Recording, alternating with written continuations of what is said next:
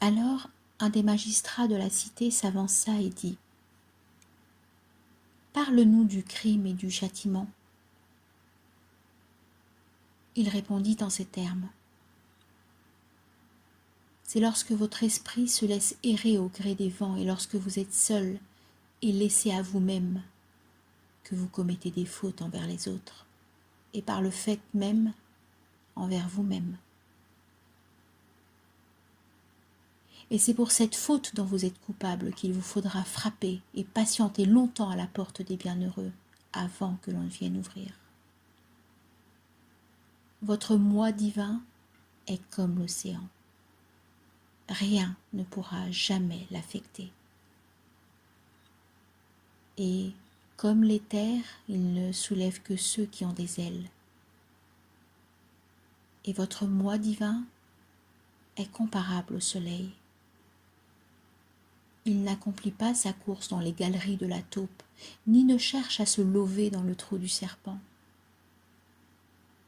Mais votre être n'est pas seulement constitué d'un moi divin, une grande part de vous-même est encore homme.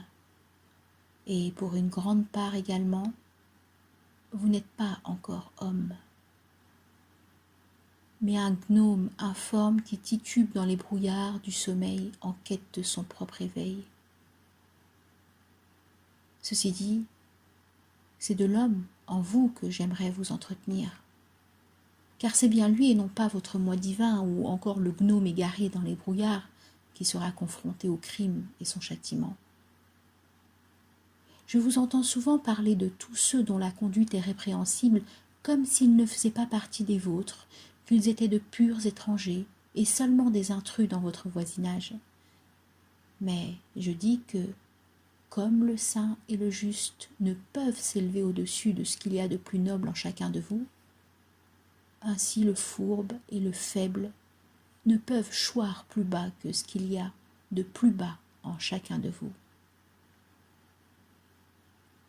Et tout comme une feuille ne jaunit pas sans que tout l'arbre soit en cause, celui qui fait le mal ne peut l'accomplir sans une volonté cachée en tous.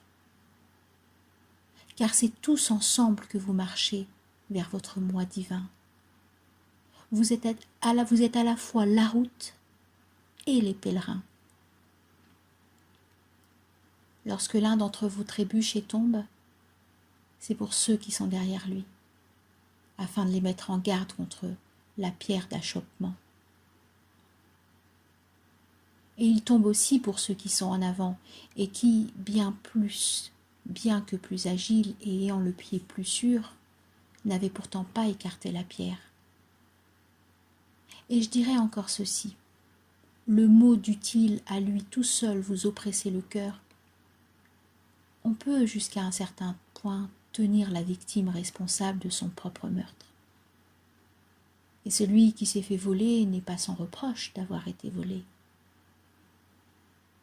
Le juste est toujours un peu complice des actes commis par les méchants. Ce n'est pas parce que nos mains sont sans tache que l'on peut s'innocenter des actes des criminels. En effet, le coupable est parfois la première victime du préjudice.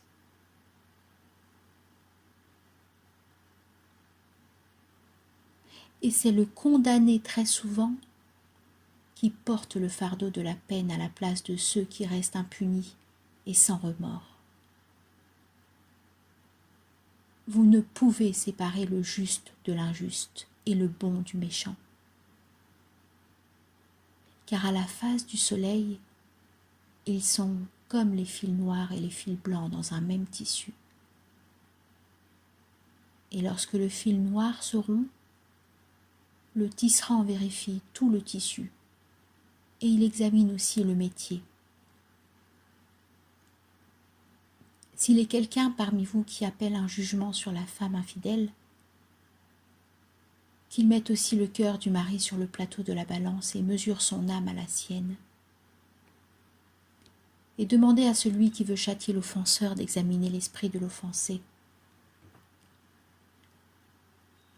Et s'il en est parmi vous qui, au nom de la droiture, réclament le châtiment et veulent porter la cognée dans l'arbre du mal, qu'ils commencent par regarder ses racines.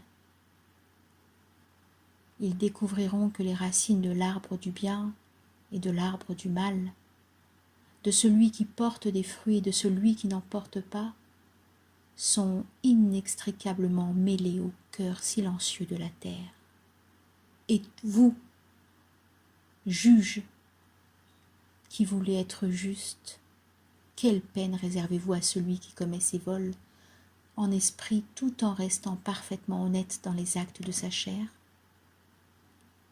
Et quel châtiment imposerez-vous à ceux qui tuent dans la chair après avoir été tués dans l'esprit? Et comment poursuivrez-vous ceux qui abusent de notre confiance et font usage de la violence quand ils sont eux-mêmes cruellement lésés et persécutés? Et quelle peine ferez-vous peser sur ceux dont les remords sont déjà plus grands que les méfaits? Le remords n'est-il pas un châtiment administré par cette loi même dont vous prétendez les fidèles serviteurs? Et vous ne pouvez imposer le remords à l'innocent, ni en alléger le cœur du coupable. Ce visiteur indésirable reviendra dans la nuit pour que les hommes veillent et regardent en eux-mêmes. Et vous, qui voulez comprendre la justice, saurez-vous mettre tous les actes en pleine lumière?